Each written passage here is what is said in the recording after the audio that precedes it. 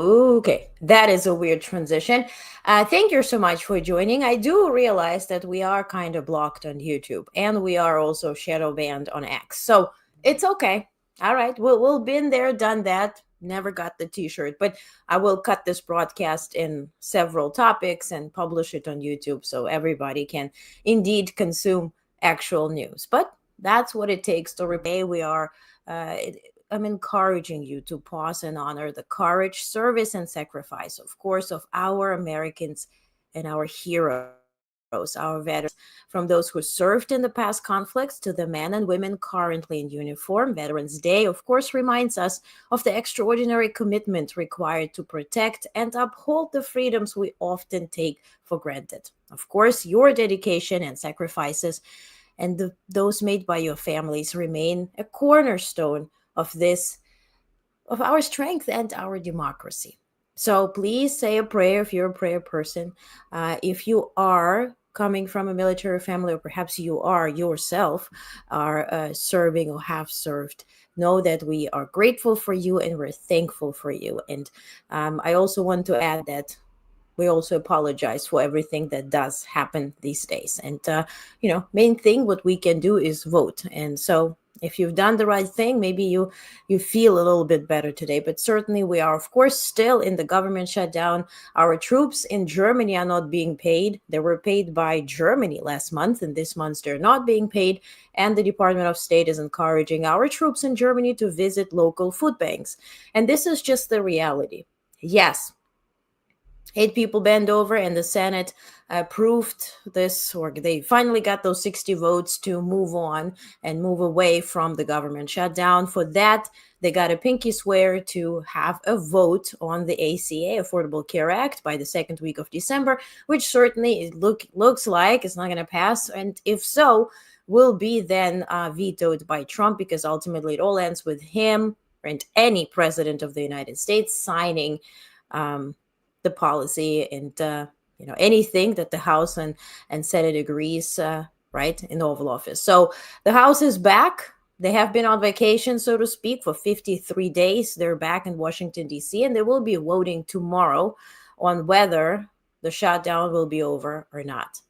But still, what does happen is we have to talk about the FAA and their orders to close the skies, essentially, right? So by now they have reduced the air traffic by 6%. And this is concerning 40 major hubs.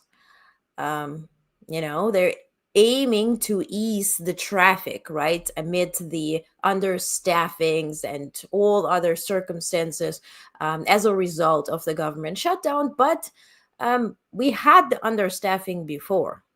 We had the horrible accident happening right after the inauguration, right? So claiming understaffing is the biggest issue right now. Meanwhile, you're not paying those who are working at the moment right now. And the president posts this kind of stuff all over his socials, where he's essentially threatening the FAA workers who are choosing to have perhaps a side job or a second job or any type of, income. They have to pay rent like all of us do, or, anything else, right? The bills are due. And so they have to figure out how to work around this shutdown. And the president says, well, All air traffic controllers must get back to work now. Anyone who doesn't, okay, he's missing a comma, will substantially docked. For those air traffic controllers who were great patriots and didn't take any time off to the Democrat shutdown hoax, I will be recommending a bonus of 10,000 per person to distinguish service to our country. And for those that did nothing but complain and took time off, even though everyone knew they would be paid in full shortly into the future, I'm not happy with you. You didn't step up, yada, yada, yada. With a $10,000 pay, remember it was a $5,000 pay we supposed to receive as dividends for the Doge, whatever they did to our money essentially in the budget. Then we promised $2,000. Now they are promised $10,000. So if you know the story about Lucy and Charlie Brown, that certainly kind of looks like that. And if it quacks like a duck, most likely it's a duck. Now, who gets cash bonuses right away is ICE. If you decide to join the ICE group, you will be paid up to $45,000 on hand. So you can detain people without proof and be a part of this big effort. $10,000? And they're not taking the time off, mind you. They're looking for other jobs to pay the bills, because not everybody is making money off of international visits. And on that, we're going to talk a bit sooner.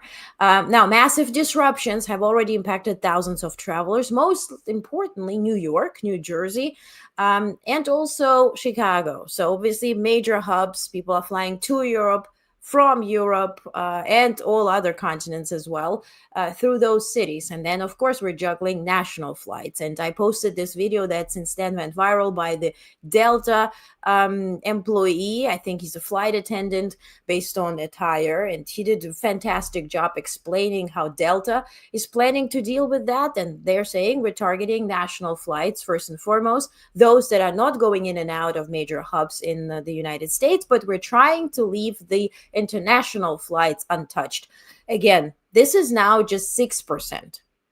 What we are estimating, what we're awaiting by Thursday, if the House is not voting in favor of moving on away from the shutdown, 8% of traffic will be reduced and 10% by Friday. So if you are traveling, please check with your airline. Please ensure that you will get your, voucher or somehow some type of payback in case something is, canceled. So also another record breaking cold is setting or has set through the southeast and east coast. Perhaps I'm in New York. It's freezing.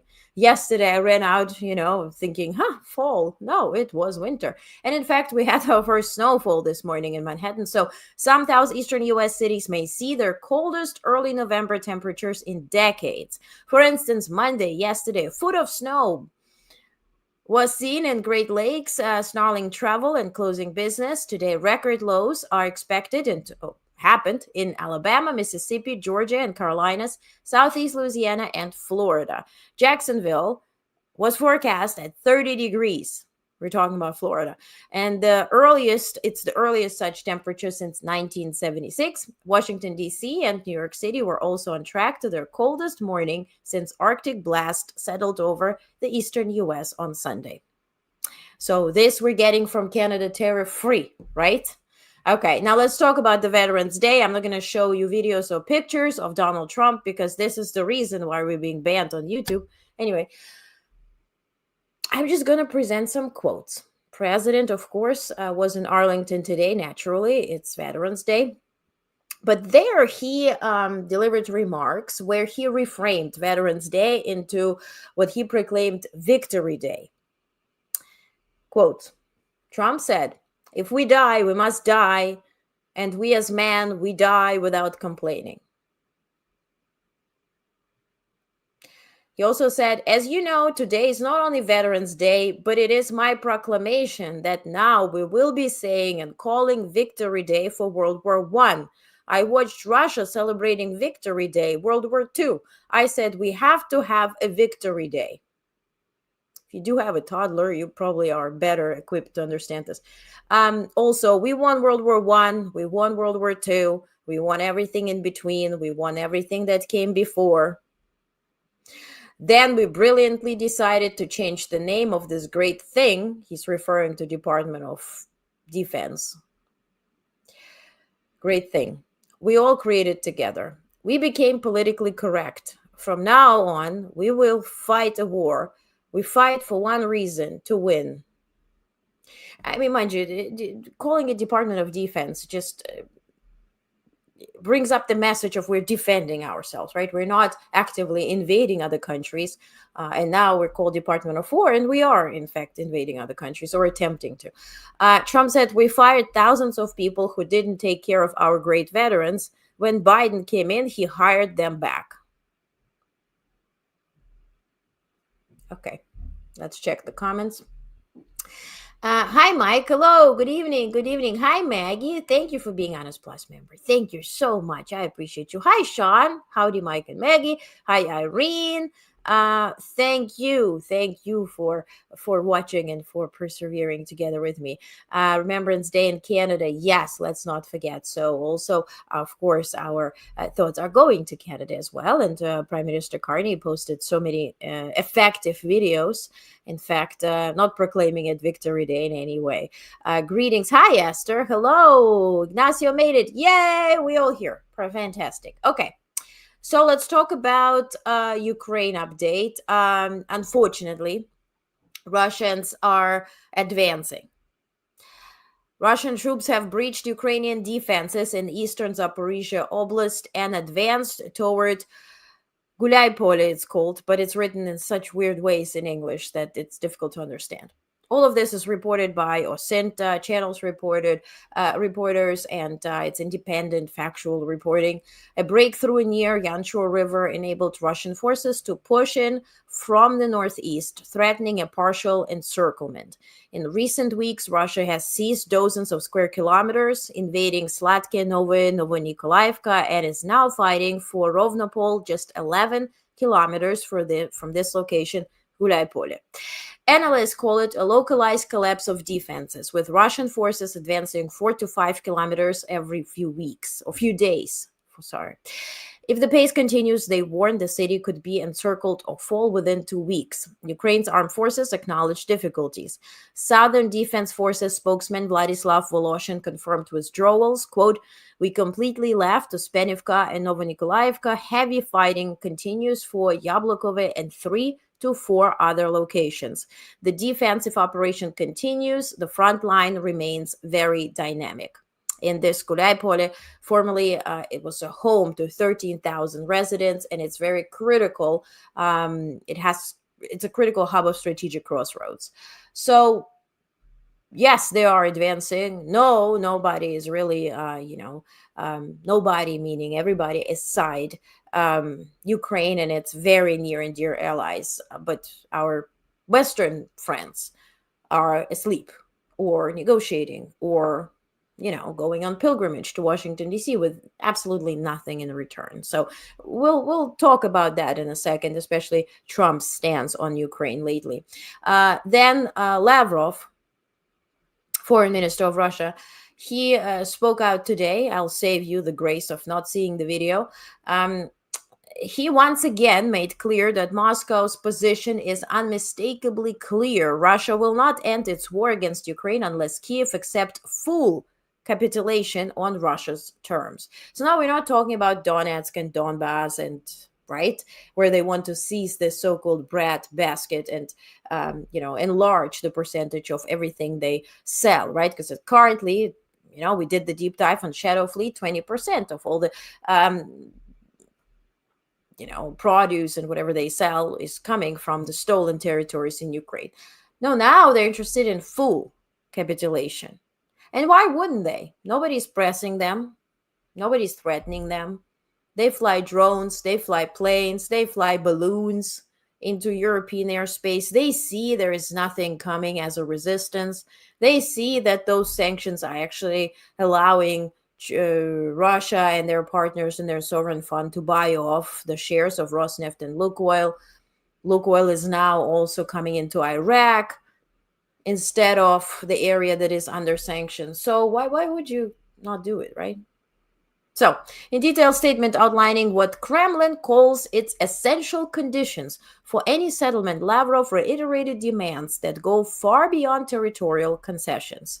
They amount to a blueprint to Ukrainian political, military, and cultural surrender, and confirm what analysts have long warned: Russia has no interest in negotiating peace. So, what is he asking for? First, demilitarization of Ukraine, meaning there will be no soldiers, there will be no equipment.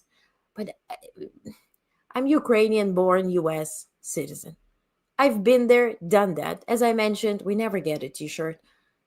But we know that this will lead to what has been already reported on, at least I reported on that a week ago, that Russia is mobilizing Ukrainians in occupied territories to fight on behalf of Russia. So this demilitarization will be done by Russia, where they take those soldiers, they take the military equipment and claim it theirs. It's not going to be kumbaya. So I guarantee Lavrov demands that Ukraine will never join NATO. Removal of all threats to Russia. And here I want to pause a little bit, because the biggest threat to Russia is Putin, because he solely, right, is to blame, so to speak, for enlarging NATO. Finland and Sweden never wanted to join NATO until Putin made a necessity out of it, right?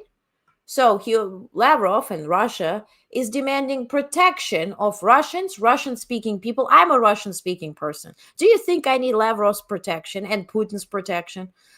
And the Ukrainian Orthodox Church that is run by FSB agents.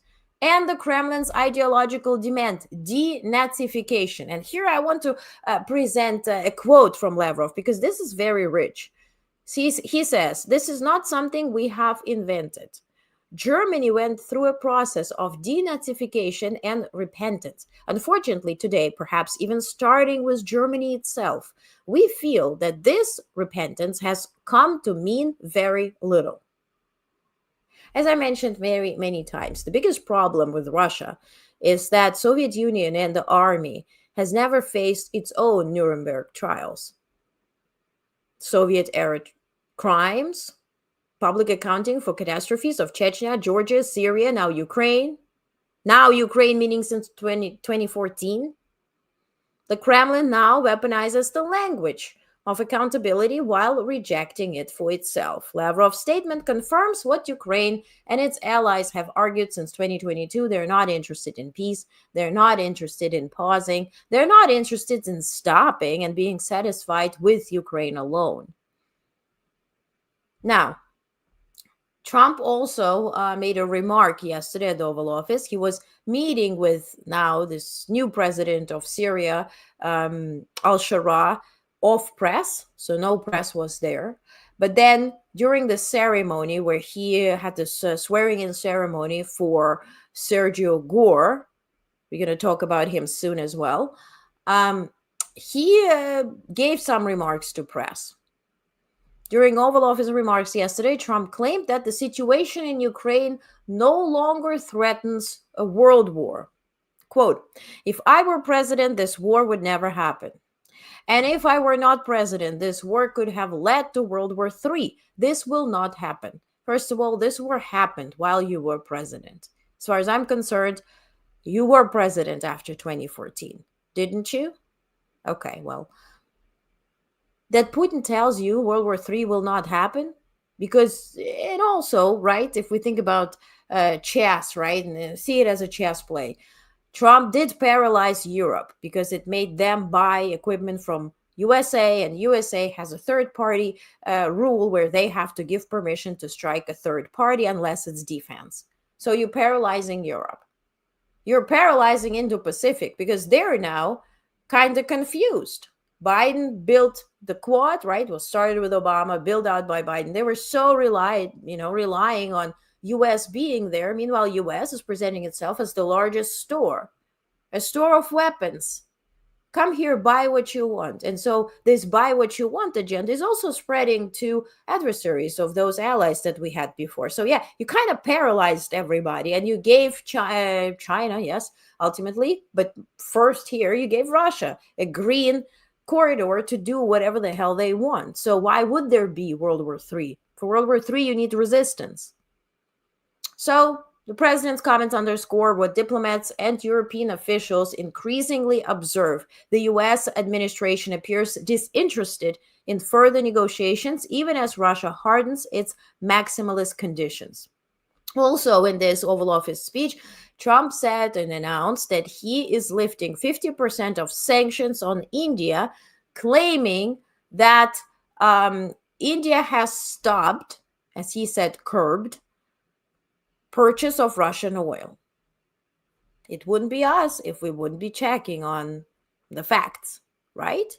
So, in short, no, India had not stopped buying Russian oil. Here's a little readout. What has changed is India's future posture, but ship tracking data show that in October 2025, India's imports of Russian crude actually increased, rising from 148 million barrels per day up to 144 million barrels per day in September. Russia currently provides more than 1/3 of India's crude supply. Now, what did change is the further, right down the line posturing, but I'll combat it in a second. So, Indian refineries are preparing to reduce upcoming purchases. Preparing. Several major refiners have announced they will align with Western sanctions. Okay. Many refiners have already skipped or cut new Russian orders for December delivery. However, India has not ceased buying oil. And all this preparing, right? We do have a thing called winding down period. Sanctions on Russian major oil producers, Lukoil, Rosneft, right? And sellers. Winding down period for their US assets is November 21st. Winding down period for their British assets is November 28th. It gives you a month, for Britain more than a month, to sell your assets, to change your routes, to adjust, so you will minimize your losses. The same story is also with India. So when we talk about preparing and aligning and cutting, follow the money, follow the numbers on what is happening right now, right here, not what they promise you to do. Because the Russian forces are sponsored right now, right here, and they're killing Ukrainians right now.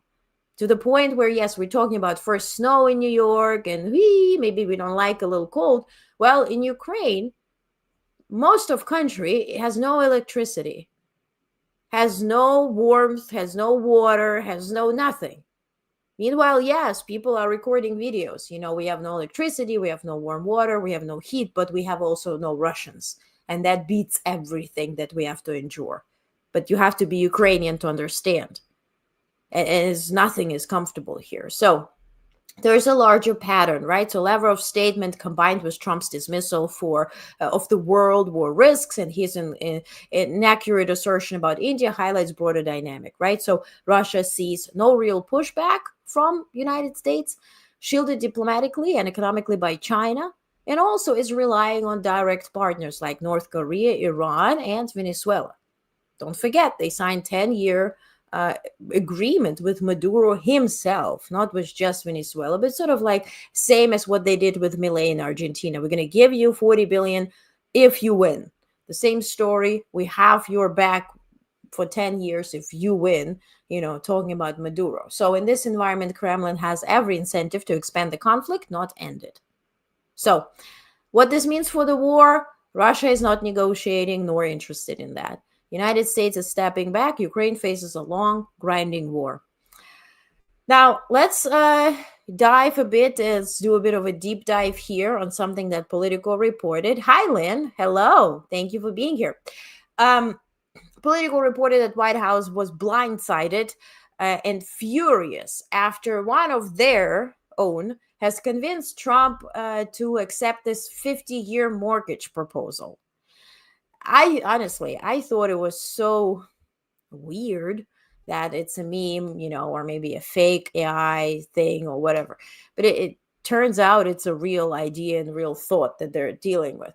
So according to Politico, again, White House officials are furious with Federal Housing Finance Agency Director Bill Pulte, who persuaded Trump to publicly float a 50-year mortgage plan without any internal vetting, triggering backlash from conservatives, business leaders, and lawmakers. White House said that they were blindsided. So this guy traveled to Mar-a-Lago, spoke with Trump on Saturday. In 10 minutes, Trump started tweeting about it on Truth Social, which went, viral, obviously, everywhere on Twitter and other platforms, and, faced opposition, right? And folks like Laura Loomer and Marjorie Taylor Greene and others who said, well, this is obnoxious, right? How he did that, he brought drawings. Very effective strategy. It was, again, on Saturday in Palm Beach Club in Mar-a-Lago. He came with a 3x5 poster board comparing Franklin Roosevelt's 30-year mortgage with Trump's proposed 50-year mortgage under the headline, Great American Presidents. Roughly 10 minutes later, Trump posted an image on Truth Social. Within minutes, aides were fielding angry phone calls. Now, Trump was asked about it yesterday at the Oval Office, and he said, no, it's not a big deal. All it means is you pay less per month, paid over a long period of time. Well, if your loan is for 50 years, the probability of owning a house in your lifetime is not that high, right? Depends on when you applied for this loan. Also, do those houses last 50 years, whatever this Pulte guy essentially is involved in building? We can deep dive in him too. He's kind of known for building houses that are not lasting that long. But economists and industry experts sharply disagreed. TD security strategist Gennady Goldberg told Politico that plan would slow equity building and mostly increase interest payments, calling it a stopgap band-aid. Now, if we were to believe all the stuff that's coming from the White House and the rumors about upcoming policies, if you will, they also think about 15-year car loans. Have you ever had a car for 15 years lately? And instead of 50,000, you're going to pay 100,000. That's what they're, calculating. Also, who pays 50,000? It's my issue here is this. My problem with all this is that we do have a president. And I don't care who this president is. You can put any name, literally any name, historically, future, past, whatever. When we have a president who is convinced by a drawing within 10 minutes, who shares his policies on social media, and when cornered and asked, he says, I don't remember anything. I don't know what I'm doing. I haven't done it. That is the problem. Not the folks who are bringing up bad ideas. Were you in a position at work or at home or anywhere where you had your friend, employee, boss, whatever, bring up some shitty ideas to you, but you had to rely on your own head, on your experience, on your knowledge, on your wisdom, on the advice of those whose advice you appreciate to make the right decisions? That is the problem, not the clowns with bad ideas. And let's talk about the historic, chaotic, whatever that happened with Al-Sharara yesterday. We're going to describe what happened yesterday, and then we're going to say, who is Al-Sharara? Because when I shared the first part, people were so excited. Not to dim your light and excitement. I just want to put out who this person is. So, in stunning and historically unprecedented scene in Washington, Syrian President Ahmad al-Sharara, the first Syrian head of state, visited the White House, to visit the White House since 1946. He met with Trump. Prior to that, he arrived in Washington, D.C. a few days ago. He played literally basketball. I posted videos of it with the head of CENTCOM that is operating in Syria, that was actually in charge of detaining Al-Sharara, who had a $10 million bond, right, on him. So the meeting, cloaked in secrecy, with no press access, went down in any type of way. We don't know. There's no readout. There is no transcript. There is no Q&A. There is no statement. There is nothing. All we know is actually from, Syrian media and Turkish state media. Why Turkish state media? I'll explain soon. Now, First, stunningly, right? Al-Sharara's big swift from insurgent commander to internationally recognized president has raised questions in Washington, D.C. He was welcomed by a cheering crowd of Syrian supporters in front of the White House. He went into Oval Office, where things were more unusual. First of all, he was sitting next to J.D. Vance in front of Trump, who was sitting behind the desk with Coke Zero, placed in one of the drawers that he's allegedly now, according to videos and pictures, is using as his personal, I don't know what. So, and then there was another photo where he was posing together with Trump, standing right next to him, as you see here, right? I'll keep it up for a second. Actually, no. Let's talk about that before Al-Sharara was meeting Putin in Kremlin. Let's get into that, right? Maybe it's a refresher for some who missed out on this. So it was a critical diplomatic step, right? Given Russia's long-standing role in Syrian conflict, supporting, of course, Assad, granting him political asylum, right? Saving him from people who were rightfully so aiming to, right, get rid of him, to put it this way. So Russian and regional reporting indicated that the Kremlin emphasized its interest in preserving strategic military assets in Syria, including, of course, and we discussed it earlier, Tartus naval facility and Kemenim air base. Those are very essential for Russia to maintain a foothold in the region and also use as a hub, right, on the way to Africa, where they also do exercise some type of influence with Wagner Group specifically. So these bases are essential. And Putin said, and I showed you videos and quotes, that he will be supporting the new regime. He will be there for them. He really wants those bases. Al-Sharara asked him to get Assad so he can be persecuted at home in Syria. Importantly, Al-Sharara did not mention the basis in his own public remarks after the meeting. His comments focused instead on the need for transitional justice, accountability for war-era crimes, and the return of individuals wanted by Syrian courts, including Bashar al-Assad, who remains in Russia. This stance subtly but clearly diverges from Moscow's long-standing protection of Assad and introduces uncertainty regarding Russia's long-term military posture inside Syria. And I mentioned we hear from Turkish state media. Why do you think we do that? Because of this. So, Turkish Foreign Minister Hakan Fidan, right, was also at the White House the same day. He was officially meeting with Marco Rubio, who is all smiles on this picture. But according to Turkish outlets, quote, Turkish Foreign Minister Fidan today at the White House met with J.D. Vance, Rubio, Witkoff, and Barak discussing Syria, Ukraine, and Gaza peace process. And now pay attention. Fidan also dropped in Sharara-Trump meeting. I don't think you have to work at the White House or be in White House press poll or anywhere near to understand that those meetings are not happening on the basis of dropping by. To pretend this overlap is accidental is, to believe anything. Turkey's deep security and political interests in Syria are well known, their neighbors. What remains unexplained is why these discussions reportedly involved Ukraine without Ukraine present. So, as a result, then we get an email last night, saying that the U.S. is dropping sanctions on Syria in order to support economic recovery and future prosperity. Okay. Then Al-Sharara goes on Fox News. And here are some quotes. He was asked to comment on the 9/11, right?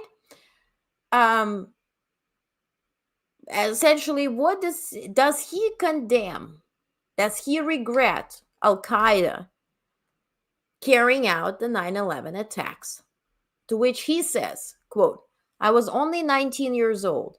I had no decision-making power, and Al-Qaeda was not present in my area, so you're speaking to the wrong person about this subject. We mourn every civilian that got killed. On Russia's role in Syria's war and the fate of Bashar al-Assad, Sharara said, quote, Russia has participated in one way or another in the war against the people of Syria. Those who are wanted should be surrendered to Syria, including Bashar al-Assad. Justice must prevail. He added that Syria has established a traditional justice commission to handle accountability for war crimes. He also, and this is a big announcement by the White House, that Al-Sharara signed an agreement to fight ISIS. He joined the coalition that is fighting ISIS. Keep this in mind, because let's talk about who the heck is Ahmed al-Sharara, okay? Facts. Ahmed al-Sharara, initially, his name is Abu Muhammad al-Julani, is not simply a Syrian rebel commander. He's one of the most consequential militia leaders of the Syrian war. He led Jabhat al-Nusra, Al-Qaeda's official branch in Syria. He helped lay the foundations of the insurgent infrastructure from which ISIS later emerged. Before breaking with al-Baghdadi, this breakup was not because they had a fight. It was very strategic, right, to break off and go in different directions. So his forces established an authoritarian security apparatus in Idlib with documented cases of torture, arbitrary detention, and targeted killings. The U.S. government maintained a most wanted listing for him for nearly a decade, with a bounty under the Rewards for Justice program.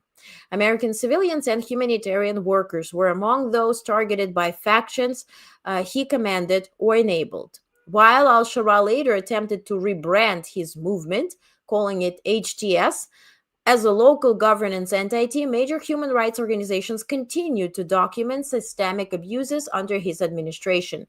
This history makes Trump's personal warmth toward him particularly startling.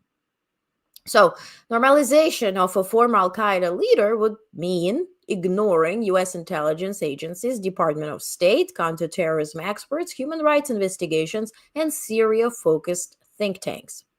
In fact, Trump administration demanded that, and I had a readout yesterday, that someone who led the operation in Syria lost both of his legs to meet with al-Sharara yesterday and to shake hands and to say, you're not enemies anymore. And I presented a full readout of what he had to say yesterday. And to say the least, he was skeptical. So to many analysts, the Oval Office signaled were remarks where Trump called him a great leader. Those signaled normalization of an actor long considered beyond the boundaries of legitimate governance, right? It signals profound shift in U.S. counterterrorism doctrine. It risks alienating U.S. allies, and it erases the experiences of victims, right? A strong leader for many, this is a betrayal, right? Especially for families. And today is Veterans Day. Families of those who died fighting in Syria or got injured, who paid the ultimate sacrifice going to Syria and defending us. And today we're celebrating him as a great leader. But something that I want to really pay your attention to is what peace means in context. Because when Trump says we have peace in the Middle East, and he says, do you agree we have peace? And al-Sharara says, yes, we agree. We have peace. I want peace in the Middle East, right? There's so many things when they talk about peace. I want to bring a bit of a context here, and this is factual. This is not my opinion. Groups like Jabhat al-Nusra and HTS, that al-Sharara still is headlining and heading, use the word peace very differently from democratic states. Their ideological framework conceives peace as the end of resistance to their rule, not coexistence or pluralism. So peace means you surrender to me. That means peace when they say it. Thus, and we're not talking about the Muslim community. We're talking especially for this Jabhat al-Nusra, HTS, and jihadis, essentially, right? Thus, when Trump applauds the prospect of peace under al-Sharara, he is not endorsing reconciliation. He is implicitly endorsing the consolidation of governance model built on coercion, control, and enforced compliance. conclusion, right? Year ago, $100 million bounty. Today is a great leader sitting at the White House. Of course, a big shift. One with consequences, of course, beyond Syria. And I'm more bothered for those who lost loved ones fighting in Syria in those darkest years. It's not normalization of diplomacy, it's erasing their sacrifice. And that's, especially today on Veterans Day, kind of hits even so harder. So Lynn is putting thumbs up. Okay, Ignacio says a 50-year mortgage is the perfect Trump con to make average people poorer, right? Yeah, exactly, right? Next, we're going to pay for an iPhone for 30 years, right? Okay, some quick national news. Members of the House returned to Washington on Tuesday after a 53-day break for a vote that could end the longest U.S. government shutdown in history. They're expected to vote tomorrow. The top U.S. consumer watchdog said it's barred from drawing funds from the Federal Reserve during the shutdown, though current funding should last through year end. Also, environmental groups sued Alaska's wildlife authorities, seeking to halt a predator control plan allowing aerial bear hunts. Clean energy groups sued the Trump administration over shutdown era cuts that removed $7.5 billion for projects in Democratic-led states. The FDA will remove its most serious warnings from estrogen pills used to treat menopause symptoms. And supporters of Health Secretary RFK Jr. are embracing the anti-vax label. The MAHA Institute's president said, "We need to be more boldly anti-vax." A mobile lounge crashed at Washington International Airport, Dallas Airport, injuring more than a dozen people. Families of children and counselors killed in Texas floodwaters sued summer camps leaders for failing to evacuate on time. Also, the White House advisor Kevin Hassett said that the U.S. economy should return 3 to 4% growth by early 2026. Noting the shutdown will shave 1 to 1.5 percentage points from current growth. Meanwhile, the ADP data shows U.S. firms shed 11,000 jobs per week in late October, indicating further labor market softening. And Trump ultimately criticized Representative Marjorie Taylor Greene, saying she lost her way. She, as a response, she sent a message to CNN, and they read it out loud, where she said, "No, I'm America first all the way." So this is the quick national news. And now to quick global news. So the US and South Korea have not released a finalized agreement from their recent Trump-Lee meeting. As I mentioned last week when I went to Asia Society debrief of APEC summit, there's nothing in writing with nobody. So, British commentator Sami Hamdi, detained by U.S. immigration authorities, is expected to be released. Also, International Labor Organization has frozen the appointment of Trump-backed deputy chief nominee over concerns of U.S. influence. Odessa in Ukraine is under massive drone attack as we speak, with explosions and fires reported. Zelensky said Ukraine will strike at Russia every day. Trump is demanding also removal of references to Ukraine's territorial integrity from UN resolution. This is the country that signed to protect Ukraine's integrity in 1992. China's Hongyi Bridge collapsed due to landslide-induced mountain deformation. No casualties due to preemptive traffic control were reported, but it looks truly impressive. So let's take a look.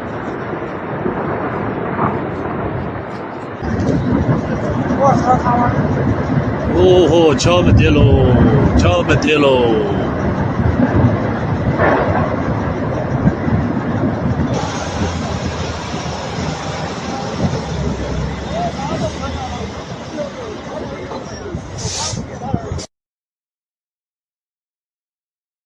And Budapest happened in 1994. I said 1992. Please forgive me.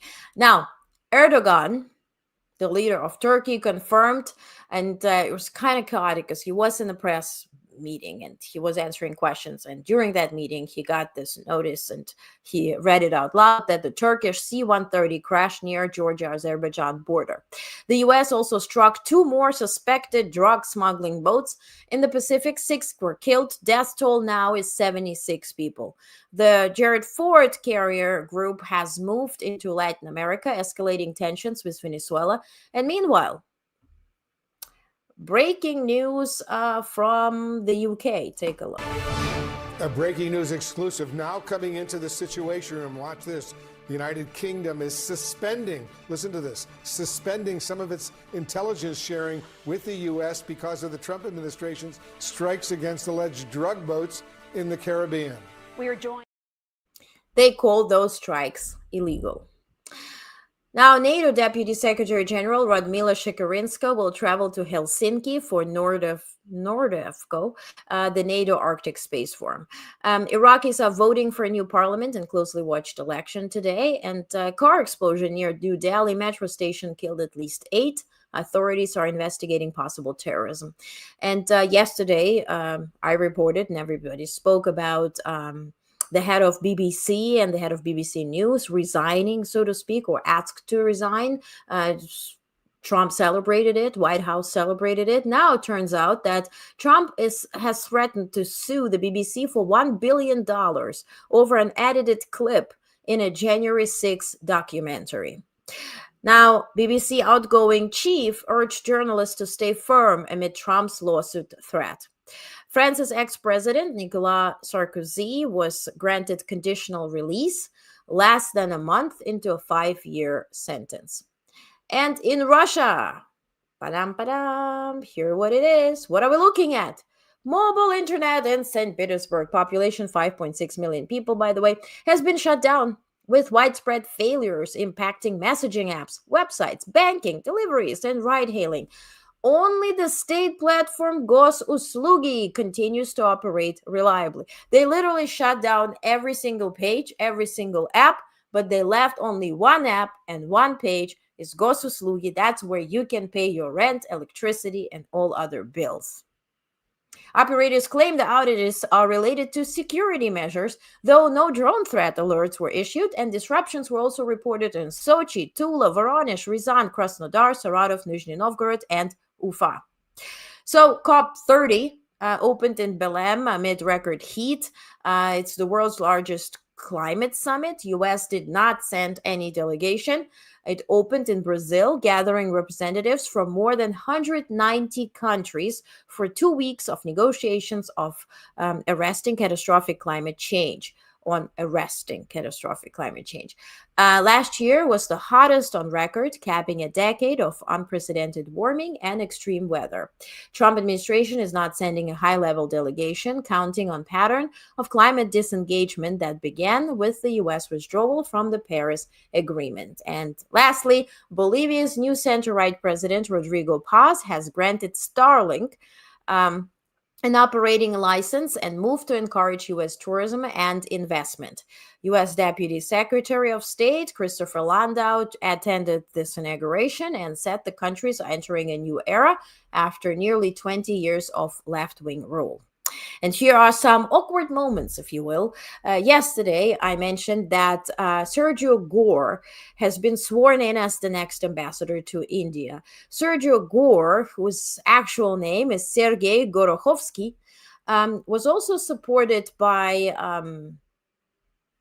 Erica Kirk, who delivered this interesting message. Charlie loved you. It's hard not to get emotional because I know that he would have been the first phone call when he found out that you were going to be taking this position, and the way. Okay. Also, another exchange, I save you the clip. Dr. Oz was asked on television, what would Trump care look like? To that, he said, quote, well, these are all ideas that we're still working on. It's a still concept. They already won the elections, already almost 1 year in. We're still at the concept stage. And ultimately, as a humorous ending here, Russia has a much hyped humanoid AI robot that was presented on stage.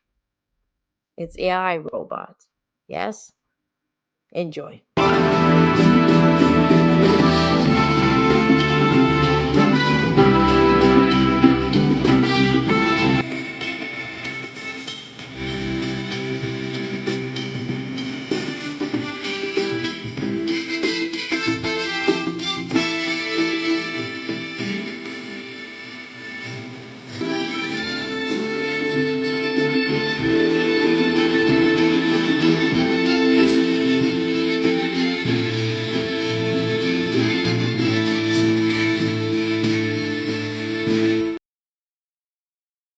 From Russia with love. Now we're here from New York with love. Thank you for being here. Please read actual news. Your newsletter, again, it has absolutely no paywall. We always are grateful for your support. Please join Onest Plus. This is a community where we meet Fridays for deep dives. Those who are part of it can share their experience. And also last Friday of the month, we're meeting on Zoom for any off-the-record exchange, Q&A, and whatnot. Last meeting lasted 2.5 hours, but it doesn't have to be this long, but it's always fun.